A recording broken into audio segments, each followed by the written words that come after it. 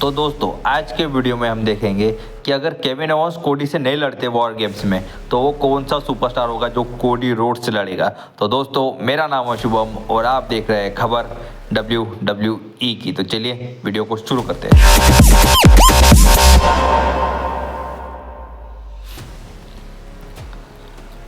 अगर आपने स्मैकडाउन का एपिसोड देखा होगा तो ब्रॉन्सन रीड ने रोमन रेंस के ऊपर काफ़ी बड़ा हमला किया और जाते जाते एक स्पॉइलर अलर्ट भी दे दिया कि आने वाले मंडे नाइट रॉ पे क्या हो सकता है, पॉसिबली क्या होने वाला है। उसके बारे में आगे डिटेल में बात करेंगे, लेकिन अभी के इसमें ये देख लीजिए कि वीडियो में ब्रॉन्सन रीड ने कहा कि रोमन डन सेट डन। अब मैं आपको अगले स्लाइड में वीडियो देखता हूँ, आप डाल देता हूँ। आप पहले वीडियो देखिए, उसके बाद बात करते हैं।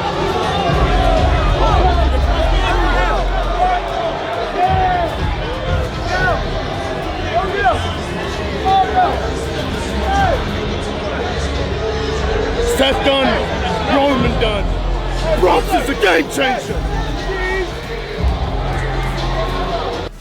इसका साफ साफ मतलब ये है कि पॉसिबली सोलो सिक्वा की ब्लड लाइन सेथ के ऊपर अटैक कर सकती है। और नेक्स्ट खबर हमारे सामने आ रही है कि न्यू ब्लड लाइन के पास ब्रॉन्सन रीड का नंबर आया कैसे, किसने रीच किया न्यू ब्लड लाइन को के लिए ब्रॉन्सन रीड को। तो पॉसिबली नाम सामने आ रहा है कि पॉल हेमन का। स्मैकडाउन खत्म होने के बाद रोमन रेंस ने पॉल हेमन को कॉल करने की कोशिश की, लेकिन पॉल हेमन का नंबर नॉट रीचेबल आ रहा था, या फिर ऐसा बता रहा था कि हाँ नंबर अस्तित्व नहीं, this number is not valid, ऐसा कहा जा रहा था। अब ऐसे प्लान्स है या फिर ऐसे स्पेकुलेशन लगाई जा रही है कि पॉल हेमन ने ब्रॉन्सन रीड को न्यू ब्लड लाइन के लिए रिक्रूट किया और वो दूसरे तीसरे सुपरस्टार किसी और के कहने पे नहीं, द रॉक के कहने पे पॉल हेमन ने ये सब किया। और जब पॉल हेमन WWE टेलीविजन पे रिटर्न करेंगे तो वो पॉसिबली रॉक और द न्यू ब्लड लाइन को ज्वाइन करते हुए हमें दिखाई दे सकते हैं और रोमन रेंस को एक बड़ा धोखा देते हुए दिखाई सकते हैं। और वो कह सकते कि मैं सोलो सिकोआ को अपना ट्राइबल चीफ मानता हूँ, और इस तरह पॉल हेमन भी रोमन रेंस के ऊपर टर्न कर देंगे। ठीक है, और अब हमारी नेक्स्ट खबर सामने आ रही है कि जैसे मैंने आपको वीडियो की शुरुआत में कहा कि अगर केविन ओवेंस कोडी रोड्स को फेस नहीं करते सर्वाइवर सीरीज वॉर गेम में तो वो कौन सा सुपरस्टार हो सकता है पॉसिबली जो कोडी रोड्स को फेस करके पॉसिबली चैंपियनशिप के लिए हरा भी सकता है। तो वो दूसरा तीसरा सुपरस्टार कोई नहीं, कोडी रोड्स ने खुद उसके बारे में स्पॉइलर दिया है कि वो हो सकते हैं निक एल्डस, क्योंकि कोडी रोड्स ने स्मैकडाउन के एपिसोड पे कहा था कि भाई निक एल्डस तू एक रेसलर के साथ सोच, तू भी एक रेसलर रह चुका है और मैं केविन ओवेंस को मारना चाहता हूँ, तू क्या चाहता है मैं उसके घर पे जाके उसको पटक पटक के मारूँ, टिकट ले काय को मेरा जबरदस्ती खर्चा करा रहा है। तो ये कहा जा रहा है कि कोडी रोड्स ने पॉसिबली ट्रिगर कर दिया है निक एल्डस को और वो शायद पॉसिबली इन रिंग रिटर्न कर सकते हैं और कोडी रोड्स को हरा सकते हैं टाइटल के लिए। तो आप कहेंगे आप में से कुछ लोग कि भाई निक एल्डस क्यों हराएगा, तो निक एल्डस भी एक काफ़ी पुराने रेसलर रह चुके हैं, TNA के काफ़ी मल्टी टाइम वर्ल्ड चैंपियन रह चुके हैं, वो भी काफ़ी ज़बरदस्त नाम है। ठीक है, और अब एक नई खबर सामने आ रही है कि फिन बैलर को पॉसिबली द जजमेंट डे से निकाला जा सकता है। ऐसा क्यों? तो आपने अगर पिछले हफ्ते का स्मैकडाउन का नहीं रॉ का एपिसोड देखा होगा तो आपको पता होगा कि जजमेंट डे के फिन बैलर के बीच में और डोमिनिक मिस्टेरियो के बीच में थोड़ी थोड़ी गर्मा गर्मी दिखाई गई थी बैक स्टेज की, जब फिन बैलर ने कहा था डोमिनिक मिस्टेरियो के भाई डोमिनिक मिस्टेरियो तू तो डेमियन पेज का काम खत्म करने वाला था, लेकिन क्या हुआ। तो उसके बाद डोमिनिक मिस्टेरियो ने कहा कि भाई फिन बैलर तू भी तो वर्ल्ड चैंपियनशिप जीतने वाला था, उसका क्या हुआ। इसके बाद इन दोनों के बीच में गर्मा गर्मी हो गई है और अब ऐसा कहा जा रहा है कि रॉ के एपिसोड पे पॉसिबली जजमेंट डे चैंपियनशिप हार सकती है। तो शायद उनका चैलेंजर कौन है मुझे पूरी तरह याद तो नहीं, लेकिन पॉसिबली जजमेंट डे चैंपियनशिप हार सकते हैं। हाँ, शायद वॉर रेडर्स हैं, शायद हार सकते हैं और उसका कारण डोमिनिक मिस्टेरियो बन सकते हैं और बाकी पूरे जजमेंट डे मिल के फिन बैलर को निकाल दे अपने जजमेंट डे फैक्शन से और फिर उसके बाद फिन बैलर अपना एक खुद का नया फैक्शन ज्वाइन करे या फिर बनाए और उसमें हो सकते हैं एजे स्टाइल्स, शिंसुके नाकामुरा और फिन बैलर खुद। ठीक है, और अब एक नया रिकॉर्ड बेली ने अपने नाम कर लिया है और वो रिकॉर्ड दूसरा तीसरा कोई नहीं, बहुत बड़ा रिकॉर्ड है। तो बेली ने अब तक के सबसे ज़्यादा वुमेंस डिवीजन में विन का रिकॉर्ड अपने नाम किया है, 684 यानी 684 विन। अभी तक बेली ने जब से उन्होंने 2012 में WWE में डेब्यू किया था तब से अपने नाम किया है और वो अभी वुमेंस यूनाइटेड स्टेट चैंपियनशिप के लिए रेस में भी है, वो उस टूर्नामेंट में और पॉसिबली वुमेंस चैंपियनशिप जीतने के लिए यानी वुमेंस यूनाइटेड स्टेट चैंपियनशिप जीतने के लिए भी बेली एक फेवरेट सुपरस्टार है। और बेली जिस तरह के लेवल की सुपरस्टार है मुझे तो लगता है कि पॉसिबली WWE को दे ही देना चाहिए बेली को की चैंपियनशिप की है भाई जीत ज्या तूच नवीन चॅम्पियन आहे यानी तू ही पहली यूनाइटेड स्टेट चैंपियन है, तू ही जीत और तू ही ब्रांड को आगे बढ़ा। ऐसा तो मुझे लगता है। आपका क्या कहना है, ज़रा मुझे कमेंट मार के ज़रा बताओ बरा कि बेली को चैंपियनशिप जीतनी चाहिए या नहीं। मुझे तो लगता है जीतनी ही चाहिए, ठीक है। और अब एक बड़ी खबर कि रॉ का यानी मंडे नाइट रॉ के लिए न्यू लोगो सामने आ चुका है। तो WWE नेटफ्लिक्स पे मूव करने वाले 6 जनवरी के बाद, हाँ 6 जनवरी के बाद ही मूव करने वाले।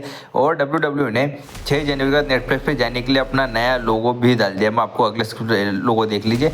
और ये लोगो हो सकता है WWE का पॉसिबली कि ये लोगो आएगा नेटफ्लिक्स पे। उसके बाद और मेन बात ये बताऊँ तो अपने इंडियन ऑडियंस को कोई फ़र्क नहीं पड़ेगा, WWE नेटफ्लिक्स पे जाए, पीकॉक पे जाए, US नेटवर्क पे जाए, कोई भी नेटवर्क पे जाए, माँ चुदाने जाए, लेकिन हमको तो देखने को मिलेगी वो सिर्फ वो सोनी 10-1, 10-2 और 10-3 पे। मुझे तो सबसे बोगस कमेंट्री वो 10-3 की लगती है हिंदी में, और मुझे इससे भी इंग्लिश कमेंट्री पसंद है, ठीक है, वो मेन बात नहीं है। और कल के मंडे नाइट रॉ के ऊपर भी WWE शायद ये लोगो दिखा सकती है या नहीं भी दिखा सकती है, लेकिन WWE ने ये लोगो दिखाया है कि जैक पॉल और माइक टाइसन के बीच जब फाइट चल रही थी वो वक्त WWE ने लोगो रिलीज़ किया, ठीक है। और अब एक मेन खबर सामने आ रही है कि कल के मंडे नाइट रॉ पे 100% लिख के देता हूँ कि रिया रिप्ली का रिटर्न होने वाला है। और रिया रिप्ली अपने इंजरी के बाद यानी जब NXT पे जाके ल्यू मॉर्गन ने रकेल रोड्रिगेज उनके ऊपर अटैक किया था, उसके बाद अब रिया रिप्ली रिटर्न करने वाली है। और ऐसा दिखाया जाने वाला है कि रिया रिप्ली एक फेस मास्क पहन के आएगी और फिर अटैक कर देगी और वो सीधा ज्वाइन कर लेगी वॉर गेम्स की टीम को, जिसमें होंगे Rhea Ripley women's tag team champion यानी कौन, शायद क्या नाम उसका यार, हाँ जेड कारगिल और बियांका बिलर और शायद ईओ स्काई भी। तो ऐसे 4-5 मेंबर हो जाएंगे और नेओ में भी, और वो जाके अटैक कर देंगी नाया जैक्स और ये बाकी सब टीम के ऊपर। और फिर वहाँ पे हमें एक बहुत छोटा सा या बहुत बड़ा सा ब्रॉल भी देखने को मिल सकता है। अभी तक पूरी खबर सामने नहीं आई है, एक छोटा सा वीडियो भी लीक हुआ था, लेकिन वो वीडियो भी WWE ने ज़्यादा जल्दी डिलीट कर दिया अपने सोशल मीडिया प्लेटफॉर्म्स से, क्योंकि WWE नहीं चाहती भाई कि प्री टेप शो के ऊपर के जो चीज़ें हुई है वो लीक हो जाए, ठीक है। और उसके बाद और एक चीज़ कि सेथ रॉलिंस के ऊपर भी बड़ा अटैक हो सकता है ब्लड लाइन की तरफ से, हो सकता है क्या होने वाला है, इसका भी वीडियो लीक हो चुका, क्योंकि ब्रॉन्सन रीड ने जाके पहले रोमन रेस के ऊपर अटैक किया, जैसे मैंने आपको शो की शुरुआत में ही बताया कि नहीं, शो के नए वीडियो की शुरुआत में ही बताया कि ब्रॉन्सन रीड ने क्या कहा, सेट डन रोमन डन, यानी इसका मतलब क्या, वहाँ पे पूरी तरह स्पॉइलर है। और मंडे नाइट रॉ का शो तो पहले से ही रिकॉर्डेड है WWE की तरफ से। ऐसा दिखाया गया है कि न्यू ब्लड लाइन ने आके मैच में इंटरफेयर किया, उसके वजह से अटैक हो गया सेथ रॉलिंस के ऊपर, और फिर सेव करने के लिए जे उसो, जिमी उसो और सैमी ज़ेन आ गए, और इन तीनों सुपरस्टार ने मिलकर एक तरफ से सब बराबरी कर ली। और इस तरह सेथ रॉलिंस ने भी द OG ब्लड लाइन को ज्वाइन कर लिया है। और मुझे लगता है कि अब WWE शायद OG ब्लड लाइन का नाम बदल के द शील्ड ब्लड लाइन ऐसा रखने वाली, कुछ तो भी ऐसा प्लान्स है शील्ड ब्लड की, कुछ तो भी ऐसा रखने वाली है। पूरी तरह प्रॉपर मालूम नहीं शील्ड ब्लड रखने वाली है या शील्ड ब्लड लाइन रखने वाली है, ठीक है। और एक मेन खबर सामने आ रही है, अगर आपको पता होगा तो WWE कमेंटर वेड बैरेन वो फिलहाल कुछ दिनों से गायब है कमेंट्री से, और अब ऐसी खबरें सामने आ रही है कि उनका एंडरिंग रिटर्न कराने वाले है WWE, और वो दूसरे तीसरे सुपरस्टार किसी और के खिलाफ नहीं, ड्रू मैकेंटायर के खिलाफ। और इनका एंडरिंग रिटर्न एक शॉर्ट टर्म रिटर्न होगा, यानी फुल टाइम के लिए WWE में वापस नहीं आएंगे, और वो आके WWE में ड्रू मैकेंटायर के साथ एक फ्यूड भी हमें देते हुए दिखाई सकते हैं, क्योंकि ड्रू मैकेंटायर और ये काफ़ी पुराने दोस्त हैं। और ऐसा दिखाया जा सकता है कि ड्रू मैकेंटायर से फ्रस्ट्रेट होकर वेड बैरेट पहले ड्रू मैकेंटायर के ऊपर अटैक करे, और उसके बाद ड्रू मैकेंटायर के साथ एक शॉर्ट टर्म फ्यूड में इनका भी नाम शामिल हो जाए। और ऐसा लगता है कि WWE का कराना भी चाहिए, क्योंकि मुझे लगता है फुल टाइम नहीं, पार्ट टाइम नहीं, फुल टाइम रिटर्न कराना चाहिए वेड बैरेट का, क्योंकि वेड बैरेट उस लेवल के सुपरस्टार है। अगर WWE उन्हें अच्छी तरह पुश दे तो वो उस लेवल के सुपरस्टार है कि वो एलिवेट कर सकते हैं WWE के चैनल को या फिर WWE के रेसलिंग स्टाइल को। अगर WWE उन्हें हर बार मौका दे तो, लेकिन WWE मौका देने को तैयार ही नहीं, जान दो छोड़ो। फिर हमारे एक नेक्स्ट और सबसे इंपॉर्टेंट खबर सामने आ रही है कि अगर आपको पता होगा तो वुमेन्स यूनाइटेड स्टेट चैंपियनशिप के लिए सिर्फ स्मैकडाउन की वुमेन सुपरस्टार ही है, रॉ का कोई वुमेन सुपरस्टार नहीं है इसमें। ऐसा क्यों? तो सबसे मेन बात यह है कि WWE चाहती नहीं कि ये अपना यूनाइटेड स्टेट चैंपियन रॉ के शो पे जाए, इसलिए उन्होंने उसे एक्सक्लूसिवली सिर्फ सैटरडे नाइट या फ्राइडे नाइट स्मैकडाउन के लिए रखा है। और WWE का ऐसा प्लान है कि वो इंटर कॉन्टिनेंटल चैंपियनशिप को इंट्रोड्यूस करें मंडे नाइट रॉ के लिए। जिस तरह NXT पे वुमेंस नॉर्थ अमेरिकन चैंपियन है, अब स्मैकडाउन पे वुमेंस यूनाइटेड स्टेट चैंपियन है, और उसी तरह मंडे नाइट रॉ पे वुमेंस इंटर कॉन्टिनेंटल चैंपियनशिप का भी WWE प्लान बना रही है, और शायद वो प्लान काफ़ी ज़्यादा जल्दी हमें देखने को एग्जीक्यूट होते हुए देखने को मिल सकते हैं।